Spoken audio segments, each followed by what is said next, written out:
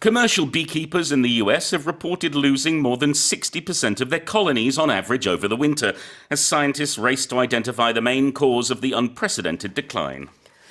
미국 양봉업자들이 지난 겨울 동안 자신들이 키우던 벌떼의 60% 이상이 폐사했다고 보고한 가운데 학계에서는 유례없는 수준의 이번 감소를 부른 원인을 밝히려 나섰습니다. What's going on? Well, last year there was a big shock. Yeah. Because there were record reductions in the number of bees. But this year it's even higher. And it's a huge loss. There was one professor of entomology at Cornell University who says this is the biggest loss of honeybee colonies in US history. And it's all come about because there is this migration that goes on, this mass movement of hives going to California, where they have masses of almond plants, almond trees there. And the bees congregate to pollinate those trees. However, they've seen that there's been this huge drop. They're thinking financially, it's like a loss of $139 million. It means honey is increasing in prices. And, well, it also means we're losing one of the most beautiful, helpful insects in the entire world. And I'm sure in America they do use honey more than in Korea. I mean, we of course do here too, but I think not to the same extent. Yeah, like on waffles, on pancakes, and things like that. Yeah, but I think also that there has been talk in the last 20 years is that if the bees die out, it's the end of the world. Some scientists have said because they are the pollinators. Yeah, they are the ones who help keep the flowers, the plants, the trees going. But this is a broader crisis. It's not just bees. We're having insect species wiped out at an alarming rate. They outnumber us, by millions upon millions, and yet they are dying. And researchers are saying that if we lose the insects, well, we lose our basic functions of our ecosystem. So it's a very slippery slope, and it's very bad news for the bees. Yeah, absolutely. 자, 이 벌들이요. 우리가 이제 벌은 꿀을 만든다 이렇게 잘 알고 있지만 그것만이 아니라 미국에서 재배되는 채소라든지 과일, 견과류의 75% 정도의 그 씨를 이렇게 다른 곳으로 뭐라 그럴까요? 수분이라고 말을 하죠. 다른 곳으로 이렇게 갖다 주는 이런 역할, 굉장히 중요한 역할을 하고 있기 때문에 벌들이 이렇게 많이 사라지는 것은 여러모로 큰 영향을 미친다고 합니다. When we talk about bees, we talk about their colonies. Yeah, we also talk about their hives, and we should probably differentiate between the two. So a beehive is basically a little house for the bees to live in. However, there may be more than one hive in the colony. There may be several hives. Okay. The colony is the group of bees that live and work together. We can actually use it for humans. In the old days, where you had, for example, the Mayflower sailing across the Atlantic to the east coast of America, they set up a new colony. That was where humans gathered together to live and work together. So we use it nowadays more for insects or for other groups of life forms. And we're familiar with the term here in Korea. Yes, I know very well. But when we're talking about bees or ants, for example, it just means this group living and working together. 맞습니다. 이게 식민지의 뜻만 있는 게 아니라 이렇게 동물의 집단이라는 의미가 있을 수가 있어요. 동물마다 그룹핑 명칭이 다양한데 벌 같은 경우에는 a colony of bees 이렇게 표현을 할 수 있습니다. Yeah, and we're not just talking about 5 or 10. We're talking about hundreds of thousands. The same way a flock of birds could be 10 birds, whereas a colony we're talking about a lot of insects. 그냥 단순히 10마리, 20마리 이런 게 We wouldn't call 아니죠. that a colony, no. 그래서 동일 지역에 서식하는 굉장히 많은 그런 벌떼들을 말합니다. And when we say the main cause of something is something, it's the biggest reason. Yeah. If something's the main that means that's the most important or the biggest or the central reason for it. And cause of it is because of this thing that this has happened. 주된 원인이 뭐뭐다. The main cause of something is 이렇게 표현을 할 수 있겠습니다. 물론 여기서는 이제 그 is 비동사 빼고요. The main cause 여기까지만 해서 무엇의 주 원인 이런 의미가 되겠죠. 다시 한번 제가 읽어보겠습니다. Commercial beekeepers in the US have reported losing more than 60% of their colonies on average over the winter, as scientists race to identify the main cause of the unprecedented decline. Let's move on to the next headline. The Korea Football Association has awarded Korea captain Son Heung-min, also the skipper of Premier League club Tottenham Hotspur, Male Player of the Year for 2024, marking a record 8th time he has won the honour since the awards began in 2010. 대한축구협회가 국가대표팀 주장이자 영국 프리미어리그 클럽 토트넘 헛스퍼의 주장인 손흥민 선수를 2024년 축구협회 올해의 선수로 선정했습니다. 이로써 손흥민 선수는 시상이 시작된 2010년 이후 지금까지 통산 최다 기록인 8번째 수상을 기록했습니다. Is he not bored of this? He keeps winning. 2013, 2014, 2017, 19, 20, 21, 2022. It's incredible. There's a reason why he is possibly the most famous football player from Korea ever, and why he's most loved. Because, I mean, it's not just Koreans. Tottenham Hotspur fans around the world, but especially in the UK, really love Sonny. Yep. So it's well-deserved. When it comes to Female Player of the Year, that went to the Seattle Reign FC midfielder Ji So-yoon. And she's claimed it also for the 8th time. So King and Queen for the 8th time each. So I have to say, this is not the public. This is football journalists and also members of the Korea Football Association Technical Development Committee. I wonder if the results would be the same if it was put to a public vote. I think Sonny would win. Maybe. 그래요. 8번째로 이렇게 수상한 거 축하드립니다. Of course, we have legendary football stars in Korea, Cha Bum-gun, and, you know, he was sort of like he created the chaboom back in the day. Yeah. And then we've had many, many great players. But currently, I would say Sonny is sort of the king when it comes to this area. It's been an amazing 20-something years of football. I think ever since the World Cup in 2002, we've seen Korean football expand across the globe Yep. with players ending up all over the world. 자, 그런데요.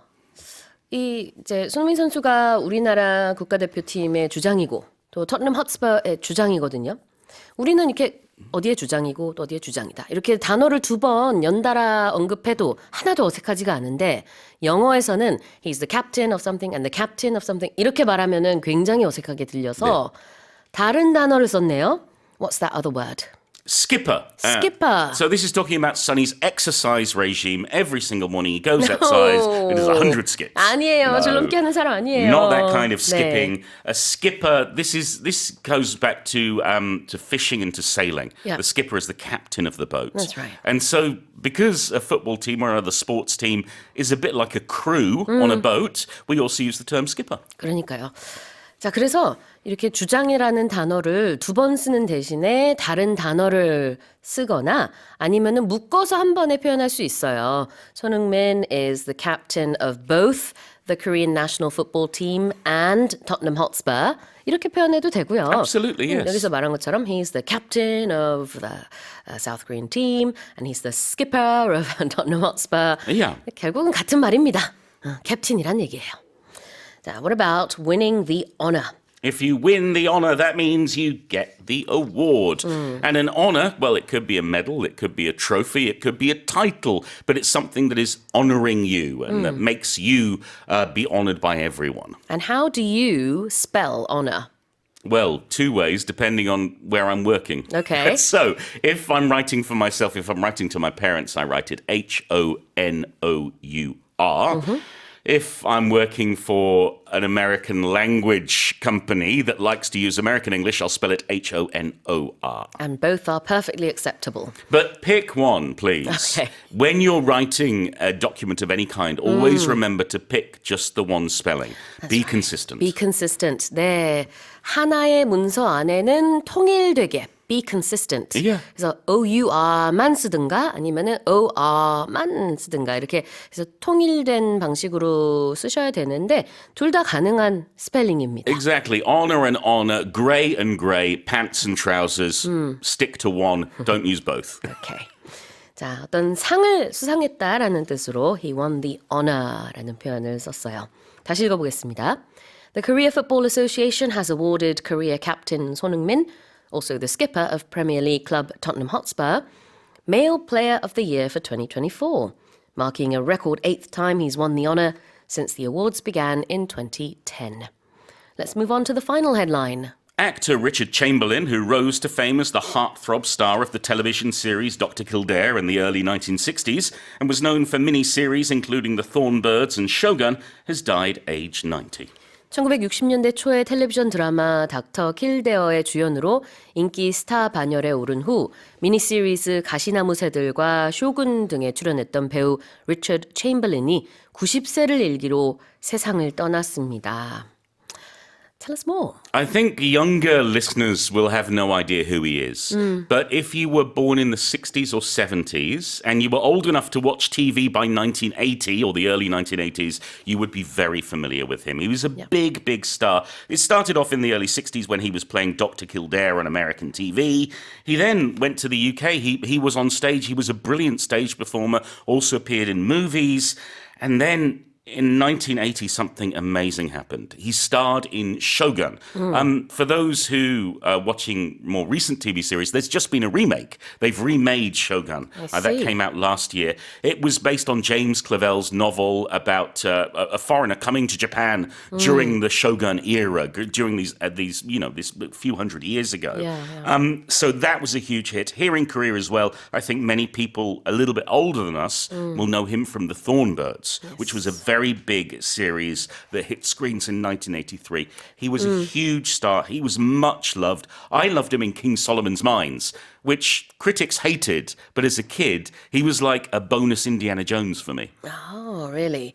Well, I have to admit, he's a little bit before my time, but I've been reliably informed that in Korea, 가시나무 새들, Thornbirds, was hugely popular. Yeah, all around the world. Yeah. The US, the UK, Korea, pretty much every country that had access to a network television, everyone watched this series. Well, let's look at the term to rise to fame. If you rise to fame, you become famous because we think of fame as getting to the top, like being number one. So it's that idea of rising up. Exactly. 유명해지는 거죠. 그 명성을 날리고 he rose to fame이니까 원래 fame 사지 않았는데 거기로 올라간 겁니다. 그래서 그 유명한 반열에 올랐다. 이렇게 볼 수도 있겠고요. He became famous. He rose to fame. And he was a heartthrob. Yes, oh my goodness. We don't use this term so much nowadays, but when I was growing up, it was used a lot. Yeah. And it's, Do you not use it now much? I don't hear it as much nowadays. But a heartthrob is a man who makes the girls' hearts throb. Bada boom, bada boom, bada boom, bada boom. Their hearts beat faster when they see this very handsome man. When I was growing up, the typical, stereotypical heartthrob was Richard Gere. Then in the 90s, Hugh Grant became a bit of a heartthrob in the UK. Colin Firth as well. Here, who's a heartthrob? I mean, there's lots to choose from. Plenty of handsome fellas on screen. Yeah, absolutely. I feel like, for me, I'm a big fan of Lee Byung-hun, but I know a lot of people are fans of Park Bo-gum, or so there are younger heartthrobs, older heartthrobs. Heartthrob basically means a sort of very good-looking actor that makes your heart go doo-doo, doo-doo. Yeah. I'm in love with him. And it's usually just used for men. For male stars. Yeah, that's right. Not female For actors. female actors, I think Bombshell is one that have been used a lot. Yeah, real bombshell. But I mean, time changes the expressions we use. Yes. For instance, bombshell we don't use anymore. Heartthrob as well, I think, has gone a little bit out of use. But certainly I would describe Richard Chamberlain as a heartthrob. One of our listeners says, heartthrob Paul 선생님. Oh my goodness, I feel my heart going. Someone's heart is pounding listening to your voice. 자, 그래요. heartthrob은 한 단어예요. 스펠링은요. H-E-A-R-T 그 다음에 T가 한 번 더 나오는데 이때는 이제 T-H-R-O-B 원래 두 단어가 합쳐진 거거든요. heartthrob 이렇게 표현을 합니다. 발음을 합니다. And throb we often use in a negative term. For example, if you're hammering a nail and you accidentally hit your thumb will throb in pain. 그렇죠. 그냥 throb만 따로 썼을 때는 좀 고통스러운 느낌이 있을 수 있는데 자, 여기서 heartthrob라는 것은 이제 그 아주 잘생기고 인기 많은 배우 아니면 가수한테도 쓸 수 있겠네요. Yeah. 그런 보통 남자한테만 씁니다. 왜 그런지 모르겠는데 그냥 멋진 연예인, 남자 연예인 이런 느낌이라고 보시면 될 것 같아요. Because all men are heartless. We feel nothing. 자, 다시 한번 제가 읽어보겠습니다. Actor Richard Chamberlain, who rose to fame as the heartthrob star of the television series Dr. Kildare in the early 1960s and was known for miniseries including Thornbirds and Shogun, has died aged 90. All right, well, that's it for the headlines.